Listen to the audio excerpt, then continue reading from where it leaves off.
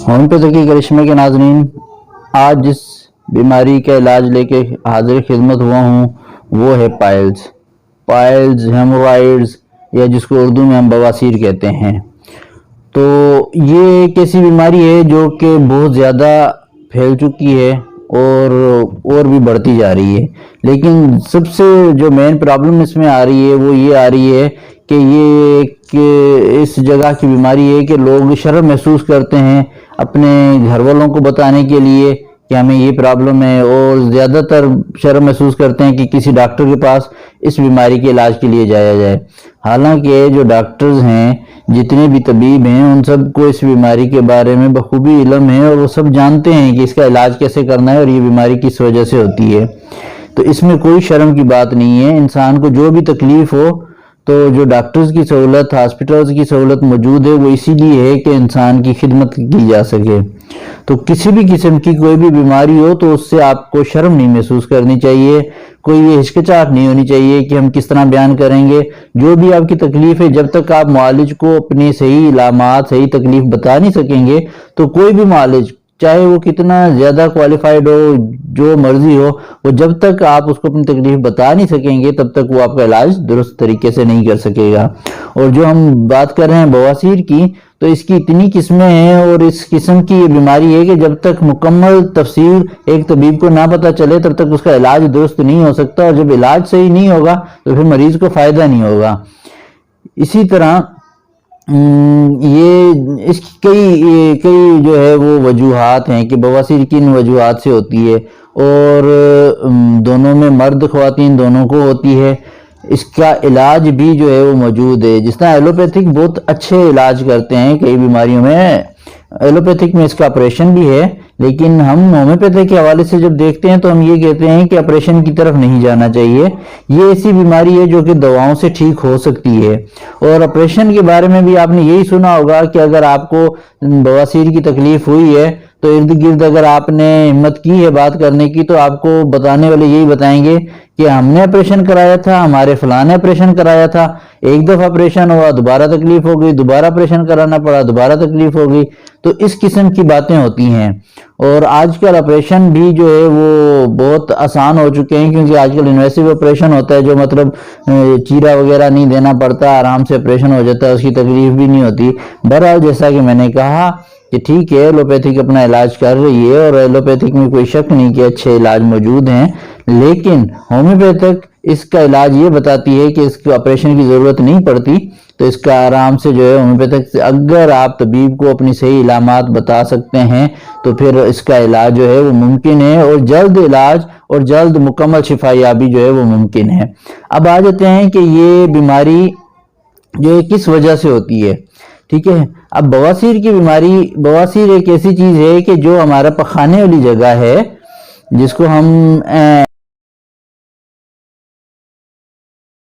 उधर से जब पखाना गुजरता है तो उधर कुछ या जख्म बन जाते हैं, या नसें फूल जाती हैं, या फिर उधर एक उसको हम कहते हैं फिस्टुला बन जाता है कि दो मुंह वाला जो है वो सुराख सा बन जाता है। उसकी वजह से जो है बवासीर की तकलीफ होती है।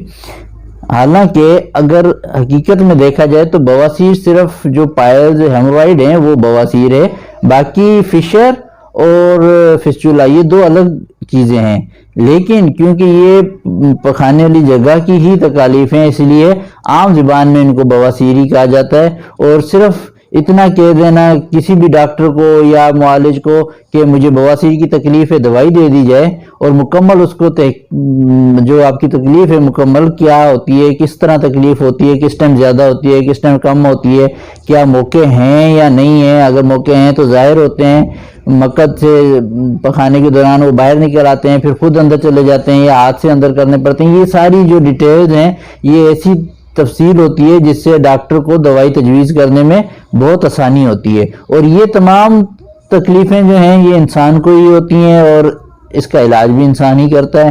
ठीक है, शिफा अल्लाह ताला देता है। तो इसलिए ये तमाम बीमारियां जो भी इसकी इलामात हैं वो डॉक्टर को बतानी ज़रूरी हैं। अब हम आ जाते हैं पाइल्स की तरफ। पाइल्स हेमोरॉइड जो है ये ऐसी बीमारी है जिसको असल जो बवासीर है।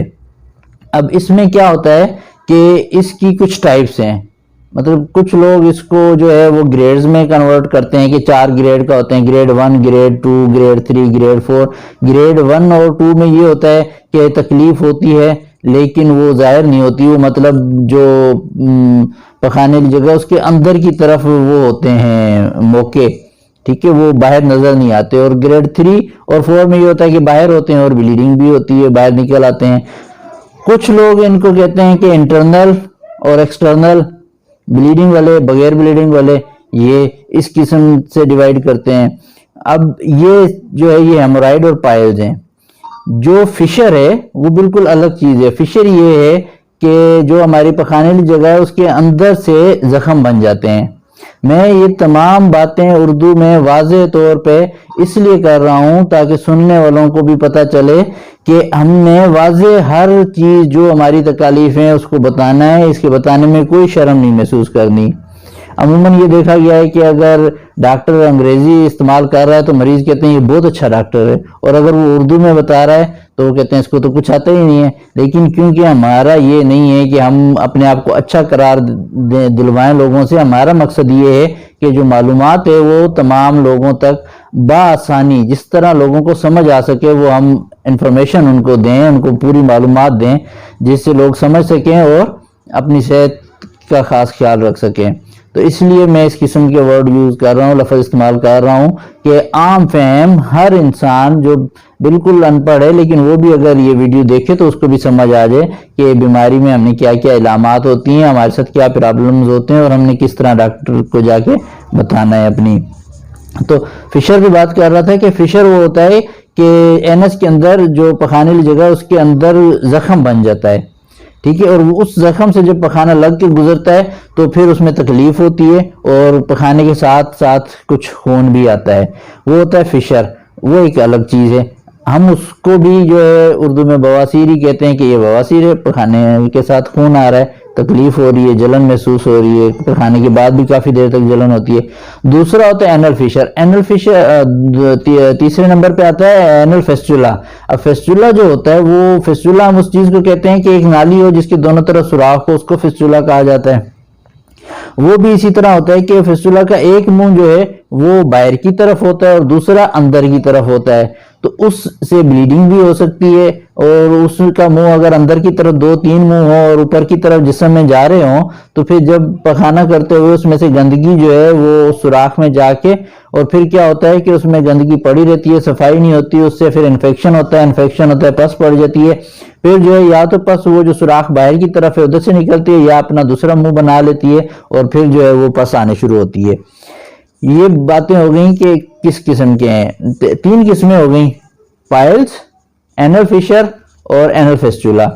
تینوں کو بواسیر ہی کہا جاتا ہے لیکن تینوں کا علاج مختلف ہے۔ اب جو پائلز ہیں اس میں یہ ہوتا ہے کہ اگر ہم بیماری کو سمجھیں کہ بیماری ہوتی کیسے ہے، تو ہماری جو پخانے والی جگہ ہے اس کے اندر سے، جس طرح ہمارے پورے جسم میں نسوں کا نظام ہے، اسی طرح اس نالی کے اندر بھی نسیں موجود ہوتی ہیں، ٹھیک ہے۔ اب وہ نسیں جب ٹائٹ ہوتی ہیں، جس طرح جب ہم نے دیکھا ہوگا کہ ہم خون کا جب سیمپل دینے لیبارٹری جاتے ہیں تو لیبارٹری والے الیکٹرونک گیٹ باندھتے ہیں، وہ کس لیے باندھتے ہیں؟ تاکہ نس ابھر کے سامنے آ جائے۔ یا کینولا جب لگانا ہوتا ہے ہاسپٹل میں تو پھر ہم ٹرونی گیٹ باندھتے ہیں، اس کو اس لیے باندھتے ہیں کہ جو آرٹری ہے، جو ہماری نبض ہے وہ چلتی رہے، خون کا دورانیہ جو دل سے آ رہا ہے باڈی کی طرف وہ چلتا رہے، اور باڈی سے جو واپس جا رہا ہے دل کی طرف وہ رک جائے، اور وہ رکا رہے نس کے اندر، اور نس جو ہے پھول جائے، نس نظر آ جائے، اس میں سے بلیڈنگ، اگر سیمپلنگ کرنی ہے تو بلڈ لے سکیں، اگر کینولا پاس کرنا ہے تو بھی آرام سے ہو سکے۔ تو یہ تو ہوتا ہے وقتی طور پہ کہ ہم نے تھوڑا سا باندھا اور نس ابھر گئی۔ اب یہ صورتحال جب پخانے کی جگہ میں مستقل چلتی رہے گی، مطلب وہ اس کو پیچھے سے پریشر پڑتا رہے گا اور وہ مستقل نس ابھرتی جائے گی، پھر یہ ہوتا ہے کہ وہ ابھرتے ابھرتے نس موٹی ہو جاتی ہے، اور جب وہ اندر ہی رہتی ہے تب اس کو کہتے ہیں کہ یہ پائلز کا جو ہے سٹیج 1 ہے، سٹیج 2 ہے، یا انٹرنل پائلز ہے، ٹھیک ہے۔ اور جب وہ نس اندر والی ہوتی ہے وہ اندر رہتی ہے، تب یہ ہوتا ہے جب وہ زیادہ ہو جاتی ہے، بہت زیادہ، تو پھر وہ اندر سے باہر آ جاتی ہے، پھر وہ سٹیج 4 ہو جاتی ہے، ٹھیک ہے۔ اور بلیڈنگ بھی ظاہری بات ہے، جب اس میں سے پخانہ لگ کے گزرتا ہے تو وہ اس میں سے بلیڈنگ ہوتی ہے، وہ ہوتی ہے. اور دوسرے نمبر پہ یہ کہ جو باہر کے حصے والی پخانے کے بالکل آخری جو نالی کا حصہ ہوتا ہے ادھر والی نسوں کے ساتھ جب یہ ہو جائے تو ادھر سے بھی بلیڈنگ بھی ہوتی ہے اور وہ پھول کے باہر بھی آ جاتی ہیں اور خود ہی پھر اندر بھی چلی جاتی ہیں, تو وہ سٹیج 3 میں آ جاتا ہے. بہرحال یہ ساری ہو گئی بواسیر کی ٹائپس. اب اس بات پہ آ جاتے ہیں کہ یہ بواسیر ہوتی کیوں ہے. لوگ شرماتے ہیں یہ بتاتے ہوئے کہ ہمیں بواسیر ہے, لیکن اس میں کوئی ایسی شرمانے والی بات نہیں, بیماری ہے. ٹھیک ہے, ہم یہ کہتے ہیں کہ بیماری جو ہے وہ ہماری اپنی غلطیوں کی وجہ سے آتی ہے, لیکن اس کو شفا اللہ تعالیٰ دیتا ہے. ٹھیک ہے, تو بیماری ہماری غلطی کیا ہے. اب جو بواسیر کی مین وجوہات ہیں ان میں سب سے پہلے آ جاتی ہے کہ ہماری خوراک.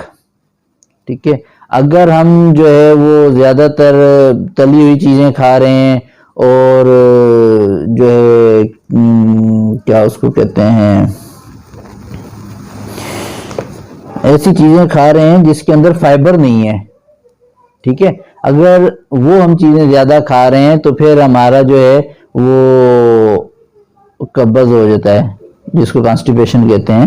تو جب قبض ہو جاتی ہے تو قبض کے ساتھ جب پخانا آتا ہے تو وہ کیونکہ جگہ تو نالی تو ایک مخصوص نالی ہے, اس کا ایک تھوڑا سا اسٹریچیبل ایسا ہے کہ وہ تھوڑی سی پھیل سکتی ہے, بڑی ہو سکتی ہے, لیکن اتنی زیادہ تو نہیں. لیکن جب وہ قبض کے ساتھ پخانا آتا ہے تو پھر کیا ہوتا ہے کہ وہ پریشر سارا جو ہے وہ ان وینز پہ پڑتا ہے.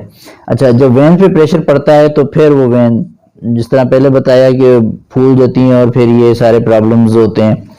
تو سب سے پہلے ہماری خوراک, اس کے بعد ہم پانی کا استعمال کم کرتے ہیں, محنت زیادہ کرتے ہیں, پانی کا استعمال کم کرتے ہیں, تو اس کی وجہ سے بھی جو ہے وہ پخانا سخت ہو جاتا ہے. ٹھیک ہے, اور کانسٹیپیشن ہوتی ہے.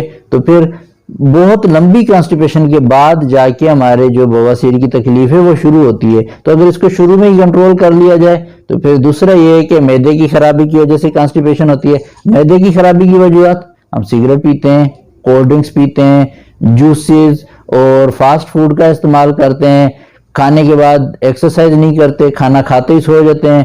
یہ سارے پرابلم جو ہیں, ہیلدی مطلب ہم لائف اسٹائل نہیں گزارتے, ہم زیادہ تر ریسٹ کرنا پسند کرتے ہیں, لیٹے رہتے ہیں, ایکسرسائز نہیں کرتے, مطلب زندگی کو آسان بنانے کی کوشش کرتے ہیں, لیکن وہ جب زندگی آسان تو وقتی طور پہ ہو جاتی ہے, اس طرح کے پرابلم پھر سامنے آتے ہیں.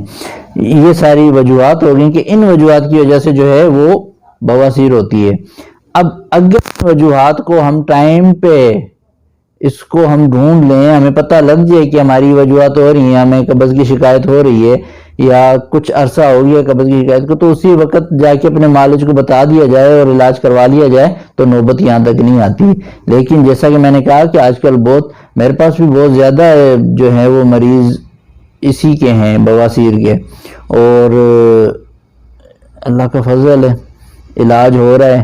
لیکن علاج جو ہے وہ یہ نہیں ہے کہ ہم بواسیر کو ختم کریں. جیسا کہ میں نے کہا کہ آپریشن بھی ہوتے ہیں, دوبارہ آپریشن کرنا پڑتا ہے, کیونکہ آپریشن اس چیز کا حل تو ہے کہ ٹھیک ہے جو آپ کی نس بھر کے باہر آ گئی ہے اس کو کاٹ دیا جائے یا اس کو جو ہے وہ اسٹچ کر کے چھوٹا کر دیا جائے. ٹھیک ہے, وہ وقتی طور پہ تو ہو گیا, لیکن جس وجہ سے قبض یہ بواسیر ہو رہی ہے وہ اگر وجہ دور نہ کی جائے تو پھر یہ دوبارہ ہو جاتا ہے. ہومیوپیتھک میں بھی اسی طرح ہے کہ ہومیوپیتھک علاج جو ہے وہ وقتی طور پہ یہ اس کو جس طرح جسم میں ویسے ویریکوز وین ہو جاتی ہیں, اسی طرح یہ وینز بھی پھول جاتی ہیں, تو ان کی دوائی دے کے وین کو جو ہے وہ اپنی جگہ پہ واپس سے لے آیا جاتا ہے. لیکن اگر مین وجہ اس کی نہ ختم کی جائے, اگر اس کا علاج نہ کیا جائے اور اپنی خوراک کو تبدیل نہ کیا جائے, اپنا لائف سٹائل چینج نہ کیا جائے, تو یہ بیماری دوبارہ سے آ جاتی ہے. ٹھیک ہے, اب سب سے مین بات یہ ہوگی. اب آ جاتے ہیں کہ اس کا علاج. اس کا علاج ہومیوپیتھک میں بہت اچھا علاج ہے اور جو ہے بغیر آپریشن کے علاج ہے. ہومیوپیتھک کے ڈاکٹر شروع سے ہی جو ہے وہ کئی چیزوں کے آپریشن کے خلاف ہیں. تو اس کے اوپر بھی ایک مکمل ویڈیو آپ کے سامنے پیش کروں گا کہ کون کون سی ایسے آپریشنز ہیں جو ہومیوپیتھ کہتے ہیں کہ آپریشن نہیں ہونا چاہیے, اور کون سے ایسے آپریشن ہیں جن کا آپریشن کے علاوہ حل نہیں ہے اور ان کا فوراً آپریشن ہونا چاہیے. اس کے اوپر بھی بات کریں گے. اب آ جاتے ہیں ہم ٹریٹمنٹ پہ کہ ہومیوپیتھک اس کی کیا علاج کرتی ہے. ہومیوپیتھک میں جو ہے بہت سی دوائیں اس کے لیے استعمال ہو رہی ہیں. وہ جیسا کہ میں نے پہلے بتایا کہ بواسیر کی ٹائپس ہوتی ہیں, بواسیر کی قسمیں ہوتی ہیں, اور آپ کے جو سائن اور سمٹمز ہیں اس کو دیکھ کے ہومیوپیتھ ڈاکٹر جو ہے وہ آپ کا علاج کر سکتا ہے, اور اگر آپ اس کو مکمل تفصیل بتائیں گے تو پھر آپ کا صحیح علاج ہوگا. تو مختلف دوائیں جو یوز ہوتی ہیں وہ میں آپ کو بتا دیتا ہوں. اس میں ایک ایلوس ہے, ایک نیکسوامیکا ہے, پیونیا ہے, نیٹرامیور ہے, فلورک ایسڈ ہے, سلفورک ایسڈ ہے, سلفر ہے, کولنسونیا ہے, کلکیریا کارب ہے, لائکوپوڈیم ہے, چیریڈونیم سے بھی اس کا علاج کرتے ہیں, اور ہیمامیلس ہے. اسی طرح ایسکولس, سلیشیا تھجا, کلکیریا فلور, ان تمام دواؤں سے جو ہے ہومیوپیتھ ڈاکٹر دنیا میں اس کا علاج کر رہے ہیں. جو آج ہم علاج آپ کو بتا رہے ہیں اس میں ہم نے اس طرح کیا ہے کہ جو صرف مریض اپنی مکمل علامات نہیں بتاتے, صرف بتا دیتے ہیں کہ بواسیر ہے, تو پھر اس کا ایک مجموعی نسخہ تیار کیا ہے جس میں انٹرنل ایکسٹرنل بلیڈنگ اور فشر کا علاج ہے, لیکن اس میں فسچولا نہیں ہے. وہ آپ کو سارا کچھ جو ہے وہ ڈاکٹر کو بتانا پڑے گا پھر. اچھا, ہم نے اس میں دوائی رکھی ہے سب سے پہلے ایلو.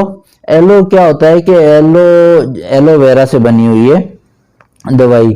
تو یہ ہے, اس کو ہم نے رکھا ہے کہ کیو میں مدر ٹینچر میں ایلو کو لینا ہے اور دن میں 2 دفعہ لینا ہے.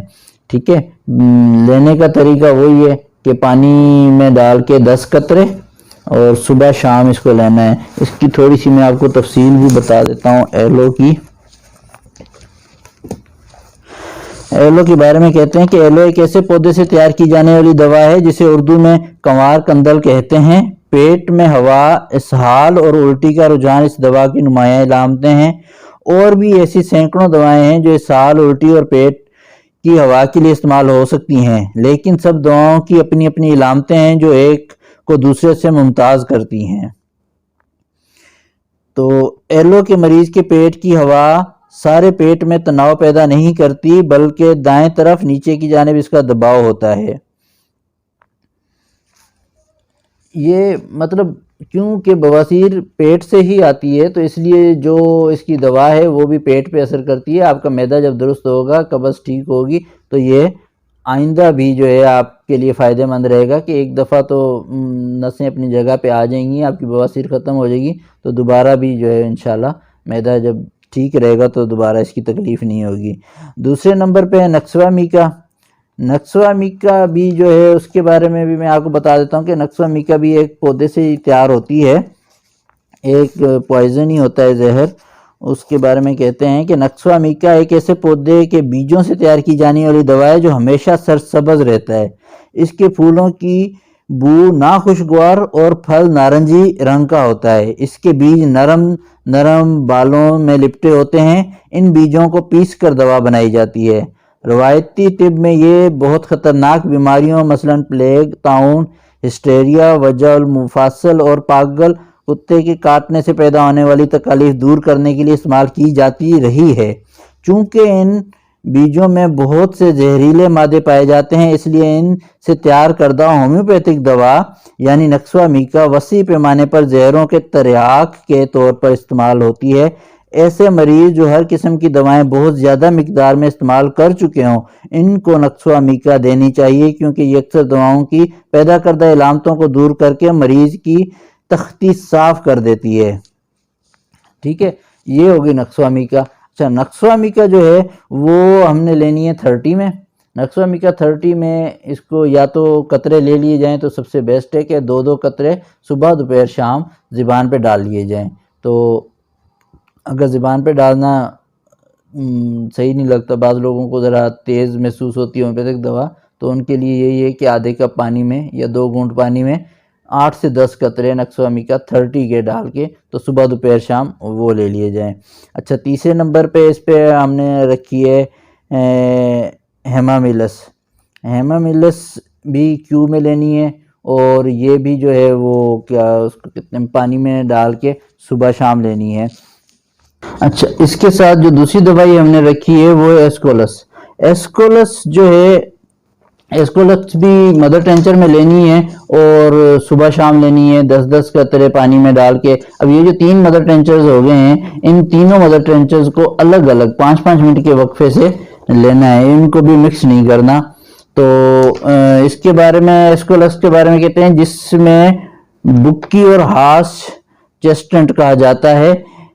ये एक फूलदार पौधा है जो कि शुमाली निस्फ कुर्रा के हैं, जिनकी 6 अनवा शुमाली अमेरिका से हैं और 7 से 13 यूरेशिया से हैं। इसे घोड़े का शाह बलूत कहते हैं, जो कि सदियों से पेचिश, ब्रोंकाइटिस, बवासीर और लोक अद्वियात में रगों के मसाइल के इलाज के तौर पर इस्तेमाल होता रहा है। ये वेरिकोज वेन, बवासीर और पोस्ट ऑपरेटिव वर्म में तिब में मशहूर है। तो ये दवाइयाँ थी जो कि हमने कहा है कि बवासीर के लिए इस्तेमाल होती हैं, लेकिन हमेशा की तरह दोबारा आपको याद कराता जाऊं कि कोई भी दवाई आप अपनी मर्जी से नहीं ले सकते। अपनी तमाम इलामात अपने डॉक्टर को बताएं, इलामात को देख के डॉक्टर जो है वो दवाई तजवीज़ करेगा और वही दवाई आपके लिए बेस्ट होगी। जो दवाइयाँ इनमें यूज़ होती हैं वो सब आपको बता दी हैं। अपना बहुत सा ख्याल रखिएगा। हमें इजाज़त दें, अगली वीडियो तक के लिए अल्लाह।